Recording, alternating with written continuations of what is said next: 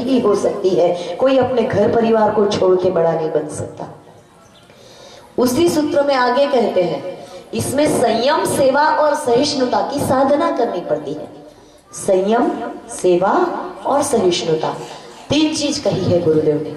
संयम किस बात का? भगवान ने हमें 5 ज्ञानेंद्रिय, 5 कर्मेंद्रिय, ये 10 इंद्रियां, ये शरीर सुचारू रूप से कार्य कर सके इसलिए दी। इन इंद्रियों का संयम, सोचने समझने की शक्ति दी, इसका संयम, और 24 घंटे का समय दिया प्रतिदिन, उसका संयम। अब ये क्या बात हुई? संयम माने क्या? तो संयम माने सोच समझकर उपयोग करना, अपव्यय को रोकना, यह है संयम। माने बिन जरूरी खर्च जो हम करते हैं, फिजूल खर्ची जो करते हैं, तो वो असंयम है धन का। जरूरत नहीं है, पेट भर गया है फिर भी खाते रहते हैं, तो वो भी असंयम है। ना देखने लायक चीज देखते हैं तो वो भी असंयम है। ना बोलने लायक बोलते हैं तो वो भी असंयम है। तो क्या करें? अपने इंद्रियों को संयमित करें। एक राजा ने एक बकरी पाली। अब बकरी को आप जानते हैं, जहां हरी घास दिखी मुंह मारना है, चाहे जितना पेट भरा है, मगर घास दिखी मतलब मुंह मारेगी ही मारेगी। अब राजा ने लोगों की परीक्षा लेने का मन किया और प्रजा में ऐलान कर दिया कि जो मेरी बकरी को भर पेट खिला के आएगा मैं उसको इनाम दूंगा। अब इनाम पाने के चक्कर में राजा की बकरी को भोजन कराने वालों की लंबी लाइन लग गई। सुबह से शाम तक के बकरी को लेके जाते हैं, दिन भर जंगल में चराते हैं, हरी हरी घास खिलाते हैं। शाम को आके राजा पूछते हैं कि क्या मेरी बकरी ने पेट भर खाया? हाँ महाराज, पेट भर खाया है। परीक्षा करने के लिए राजा हरी घास सामने रखता, बकरी फिर मुंह मारती, वो व्यक्ति हार जाता, इनाम उसको नहीं मिलता। बहुत दिन हो गए, अब तो किसी को समझ में नहीं आता था क्या करे। ये बकरी तो दिन भर खाने के बाद भी घास में मुंह मारती है और राजा बोलते तुमने खिलाया ही नहीं, क्या करे? एक कोई समझदार व्यक्ति आया, बोलता है राजा जी आपकी बकरी को मैं भरपेट भोजन कराऊंगा। लेके गया बकरी को, सामने घास का ढेर डाला और जैसे ही बकरी ने उसमें मुंह डालने की कोशिश की, मुंह पर सख्त से एक लाठी पड़ी, छड़ी मारा मुंह पे। दिन भर वो बकरी को घास दिखाता रहा और जैसे बकरी खाने जाए वैसे उसके मुंह पे छड़ी मारते रहा। शाम तक के बकरी को पक्की आदत हो गई कि मैं घास में मुंह मारूंगी तो मार पड़ेगी, माने घास नहीं खाना है। समझ में आ गया उसको अच्छी तरह। अब राजा के पास ले गया। राजा बोलते तुमने खिलाया अच्छे से? हाँ महाराज, भरपेट खाया है बकरी ने। राजा ने सामने घास रखी तो बकरी ने तुरंत याद आया कि मुंह मारूंगी तो लाठी पड़ेगी। बकरी ने मुंह फेर लिया तो उस व्यक्ति को इनाम मिल गया। ये बकरी कौन है? ये है हमारी इंद्रियां, चटोरापन है नहीं भाई। मनपसंद वानगी बनी है तो पेट मना करता है, फिर भी खाते हैं क्योंकि जीभ को मजा आता है, फिर हॉस्पिटल जाते हैं। ये जीवा के 2 काम में एक दूसरा काम बोलने का भी तो है। दिन भर पटर पटर पटर बजते रहती है, बोलते रहती है ना, काम की बातें भी बोलती है, नई काम की भी बोलती है, बल्कि नई काम की ज्यादा बोलती है। मीठी वाणी नहीं बोल के कर्कश वाणी ज्यादा बोलती है। कबीर जी कहते हैं कागा का को धन हरे, कोयल का को दे, मीठी वाणी बोल के जग अपनों करी ले। मीठी वाणी में वो जादू है कि आप दुश्मन को भी दोस्त बना सकते हैं, और अगर कटु शब्द है तो कटु शब्द भाइयों को भी दुश्मन बना सकते हैं। द्रौपदी हमारे सामने साक्षात उदाहरण है, जो इंद्रप्रस्थ का महल देखने आए, फिसल कर पानी में गिरे दुर्योधन को देखकर हंसते हुए बोली थी कि अंधों के अंधे होते हैं। उसकी वजह से वो युद्ध क्रीड़ा भी हुई और वस्त्राहरण का प्रसंग भी हुआ, 12 वर्ष का वनवास, 1 वर्ष का अज्ञातवास भी हुआ, और उसके बाद महाभारत का युद्ध भी हुआ। कहते हैं तलवार का घाव भर जाता है, वाणी का घाव नहीं भरता। इसीलिए इस इंद्रिय को बहुत ज्यादा साधने की आवश्यकता है। कटु वचनों के उच्चारण से जब घाव हृदय में बनता है, जब घाव हृदय में बनता है, द्रौपदी का चीरहरण होता, सीता को रावण हरता है। द्रौपदी का चीरहरण रावण हरता है, द्रौपदी का चीरहरण होता, सीता को रावण हरता है। वाणी में, वाणी में, वाणी में अमृत घोल रसना, सत्य वचन तू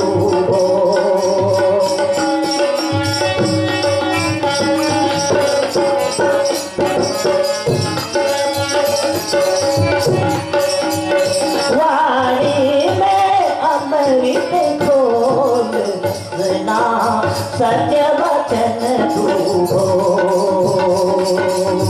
सत्य वचन जिसने अपनाया, प्रभु आपने पार लगाया। सत्य वचन जिसने अपनाया, प्रभु आपने पार लगाया। जरा मन की गठरिया खोल रचना, सत्य वचन तू हो, वाणी में अमृत घोल रचना, सत्य वचन तू हो, रचना सत्य वचन तू हो। बोले पावन प्रज्ञा पुराण की जय। पता लगता है क्या, जिस जबान से हम कड़वे शब्द कह सकते हैं उसी जबान से मीठी बात भी कही जा सकती है ना, मगर बदलने की कोशिश ही नहीं करते हम खुद को। और ये संसार कैसा है पता है आपको? संसार की बहुत सुंदर चित्र गुरुदेव ने इस संसार का बताया। एक बच्चा जंगल से होके स्कूल जाता है, रोज उसके साथ उसका एक साथी रहता है, दोनों दोस्त बातें करते करते चले जाते हैं, बातें करते करते आ जाते हैं। एक दिन ऐसा हुआ कि उसके दोस्त की तबीयत ठीक नहीं है, दोस्त नहीं आया, आज वो अकेले जा रहा है। स्कूल तो सुबह अकेले चले गया, मगर वापसी में संध्या काल होने लगा है। जंगल में तो अंधेरा थोड़ा जल्दी घिर आता है, थोड़ा थोड़ा अंधेरा होने लगा है, और बच्चा इस रास्ते से पार होते हुए मन ही मन डर रहा है। आज अकेला है ना, रोज तो दोस्त रहता था, बातें करते करते रास्ता कहाँ कट जाता था पता ही नहीं चलता था, पर आज अकेला है तो मन ही मन वो डर रहा है। और जंगल में क्या होता है, सूखे पत्ते झड़े हैं, वो चल रहा है और उस पत्तों में सरसराहट हो रही है उसकी पंचाब से। बच्चा मन ही मन सोचता है कोई मेरा पीछा कर रहा है। अब डरने लगा ज्यादा, पता नहीं कौन पीछा कर रहा है। हिम्मत बांध के खड़ा हो गया, देखूं पलट के कौन है, मगर जैसे ही वो रुका वो आवाज भी रुक गई, क्योंकि वो तो आती ही उसके चलने से थी, तो आवाज भी रुक गई। अब तो पक्का कोई पीछा कर रहा है, कोई मेरे पीछे लगा है। थोड़ी हिम्मत बांध के बोलता है कौन हो तुम? अब आवाज है, 3 बार पलट के आई, कौन हो तुम, कौन हो तुम, कौन हो तुम? अब तो सिट्टी पिट्टी गोल, मुट्ठी बांधा, बहुत ज्यादा हिम्मत करके कोशिश करके थोड़ा सा ये कह दिया कि क्लास दूंगी, थोड़ा सा कोशिश करके उसने कह दिया कि मैं तुम्हें मारूंगा। सामने से फिर 3 बार आवाज आई, मैं तुम्हें मारूंगा, मैं तुम्हें मारूंगा, मैं तुम्हें मारूंगा। अब तो साहस ने जवाब दे दिया, मुट्ठी बांधी, एक सांस में भागते हुए घर पहुंचा। पहुंच गया घर, इतनी सांस फूली है, पसीने से तरबतर बच्चे को देखा तो माँ ने पूछा बेटा क्या हुआ? माँ आज तो जंगल में कोई मेरा पीछा कर रहा था। अच्छा कौन था, क्या हुआ? माँ ने जब सारी बात सुनी तो माँ समझ गई चक्कर क्या है, तो उसको बोलते बेटा वो तो तेरा दोस्त है। अच्छा माँ वो मेरा दोस्त है? हाँ बेटा वो तेरा दोस्त है, कल तुझसे कहना मैं तुम्हारा दोस्त हूँ, मैं तुमसे बहुत प्यार करता हूँ, फिर देखना वो भी तुझसे प्यार करेगा। बच्चा माँ की बात को मान लिया। दूसरे दिन जाने लगा तो थोड़े सा मन में संशय तो है, मगर माँ की बात भी मन में याद है। चलने लगा, पत्तों की सरसराहट, फिर आवाज आने लगी।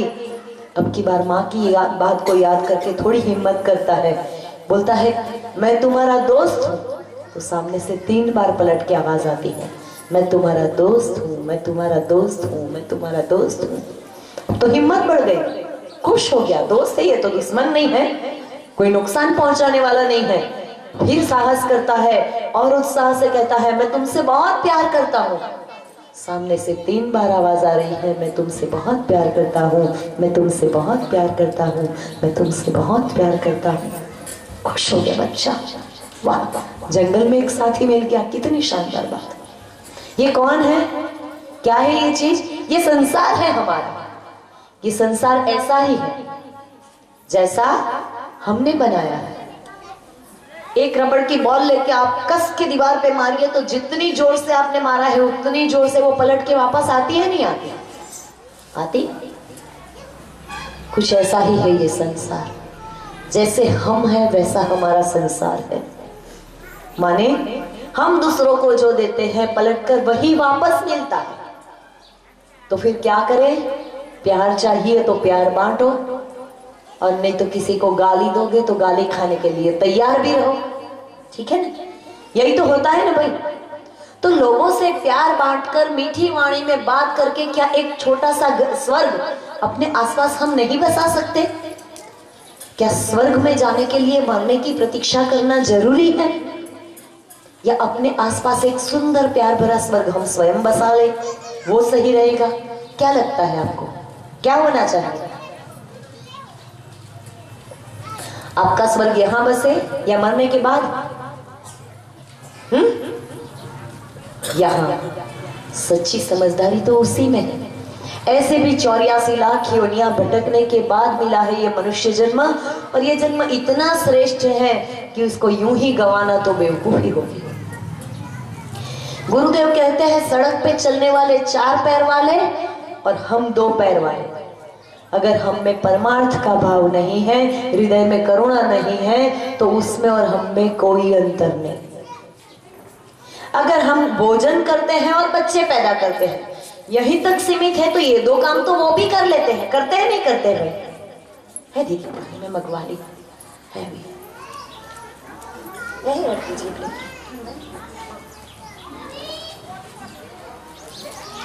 अगर हम पेट भरते हैं और भोजन करते हैं, मात्र दो काम तक के हम सीमित हैं, तो वो काम तो वो 4 पैर वाला भी करता है नहीं करता है? अगर वहीं तक सीमित रहे तो उसमें और हम में फर्क क्या है?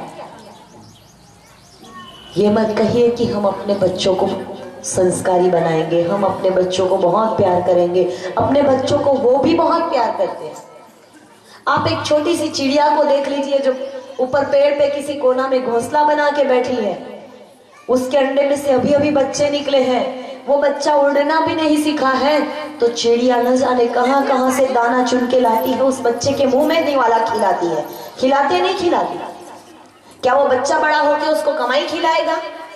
इंसान तो एक बार अपने बच्चे की ममत्व पे खोलता है तो एक बार ये भी लगता है कि चलो बच्चा बड़ा होगा तो उसको उसकी कमाई मिलेगी। बच्चा माँ की देखभाल करेगा, पिता की देखभाल करेगा, बुढ़ापे का सहारा बनेगा। चिड़िया को कौन सी कमाई खानी है उस बच्चे की? क्यों करती है? सहज ममता का भाव है इसलिए कर रही है, और कोई बात है क्या? एक बिल्ली जिसको हम देखते हैं चूहे को पकड़ती है तो उसकी हड्डी पसली सब कुछ चट कर जाती है, कुछ नहीं बचाती। बचाती है क्या? मगर वही बिल्ली, कहते हैं बिल्ली का बच्चा जब तक 7 घर न घुमाए तब तक आंखें नहीं खोलता। तो वही बिल्ली जब अपने बच्चे को गले से पकड़कर एक घर से दूसरे घर ले जाती है, उस बच्चे को खरोंच तक नहीं आती। क्यों? क्यों चूहे को मार के खा जाने वाली बिल्ली मुंह से पकड़कर बच्चे को घुमाती है तो उसको खरोंच नहीं आती? क्योंकि वो उसका अपना बच्चा है, उसके प्रति ममता का भाव है। तो वो भाव तो उस जानवर में भी है, हम में रहा तो कौन सी बड़ी बात है? सिर्फ अपने बच्चों तक हम सीमित रहे तो 4 पैर वाले और 2 पैर वालों में कोई भेद नहीं, गुरुदेव कहते हैं। तो क्या होना चाहिए? उस सिर्फ अपने परिवार से थोड़ा आगे बढ़कर हमें समाज के बारे में भी सोचना चाहिए। समाज के बारे में सोचना होगा ना। हम सामाजिक प्राणी है नहीं? हम सामाजिक प्राणी हैं, तभी तो इसी समाज में रहते हैं। कोई ये कह सकता है कि मैं अपने बच्चे के लिए समाज से बिल्कुल मदद नहीं लूंगा? क्या संभव है कि कोई पिता अपने बच्चे के लिए दूध भी स्वयं पैदा कर ले, उसकी किताबें भी स्वयं छाप ले, उसकी पढ़ाई भी स्वयं करा ले, उसके लिए कपड़ा भी खुद बुन ले और खुद उसको बड़ा कर ले? संभव ही नहीं। अपनी हर छोटी से छोटी चीज के लिए हम समाज पर निर्भर हैं। हाँ, ये बात अलग है कि हम पैसा देके खरीदते हैं समाज से सेवा, मगर पैसा देकर भी हम तब खरीद पाते हैं जब समाज में किसी ने उसको पैदा करके रखा हुआ है। अगर समाज में उस चीज का अस्तित्व नहीं होता तो हम कहां से खरीदते? यानी बात तो ये हुई नहीं कि हम पर समाज का कर्ज है। जन्म से लेके मृत्यु तक इस समाज से हम कुछ न कुछ लेते रहते हैं। इस समाज का हम पर कर्ज है, और अगर इस कर्ज को चुकाए बिना मर गए तो हो सकता है कुत्ता बन के किसी के घर की रखवाली करनी पड़े, हो सकता है बैल बन के किसी का खेत जोतना पड़े, क्योंकि जो कर्जदार मरता है उसको मुक्ति नहीं मिलती, ध्यान रखिएगा। तो क्या करें? समाज सेवा कीजिए, कर्ज से मुक्त होने का प्रयत्न कीजिए। किसी के काम जो आए उसे इंसान कहते हैं, उसे इंसान कहते हैं। पराया दर्द अपनाए उसे इंसान कहते हैं, उसे इंसान कहते हैं।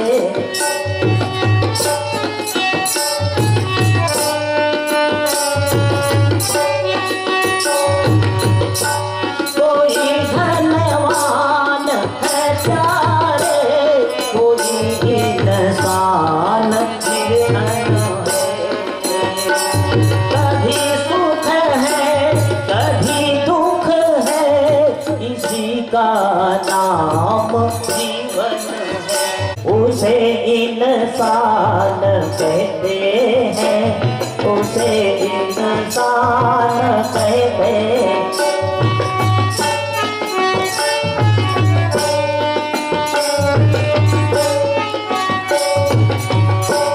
ये दुनिया एक उलझन है, कहीं धोखा कहीं ठोकर, कोई हंस हंस के जीता है, कोई जीता है रो रो कर।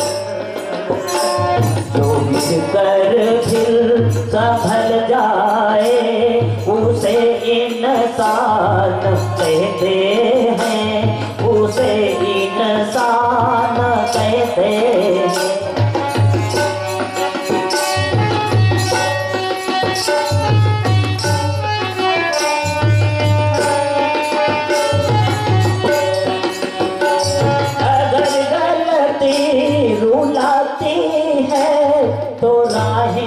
भी दिखलाती है, महज गलती का पुतला है जो अक्सर हो ही जाती है। जो कर ले ठीक गलती को उसे इंसान कहते हैं, उसे इंसान कहते हैं।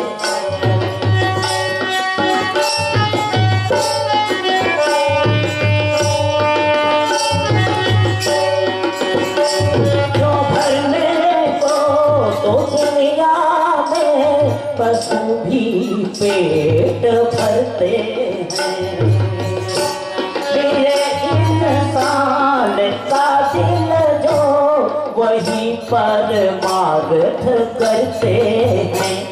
जो रोटी बांट कर खाए उसे इंसान कहते हैं, उसे इंसान कहते हैं। किसी के काम जो आए उसे इंसान कहते हैं, उसे इंसान कहते हैं, उसे इंसान कहते हैं, उसे इंसान कहते हैं। और जो काम ना आए वो फिर जैसे गुरुदेव कहते हैं वो चार पैर वाले की श्रेणी में चले जाते हैं। ठीक है ना? तो हम कम से कम उससे थोड़ा ऊंचा तो रहना चाहिए, नहीं रहना चाहिए? अपने आप को उन 4 पैर वालों की श्रेणी से ऊंचा रखना होगा। तो फिर क्या करें? समाज के लिए उपयोगी बनना होगा। जो उपयोगी है उसी को समाज याद रखता है, जो उपयोगी नहीं है उसको लोग याद नहीं रखते, भूल जाते। हमारे ही परिवार में हमारे दादा परदादा को हम भूल गए नहीं भूल गए। घर का एक व्यक्ति राम नाम सत्य हो जाता है, भगवान को प्यारा हो जाता है, तो हम 4 महीना 6 महीना याद कर लेते हैं, बहुत ज्यादा रहा तो साल भर हम भुला देते हैं, उसको भुला देते हैं। मगर जिसने देश के लिए अपने आप को खपा दिया, वो महात्मा गांधी, भगत सिंह, झांसी की रानी, विवेकानंद, रामकृष्ण परमहंस, महर्षि अरविंद, हमारा कोई रिश्ता नहीं।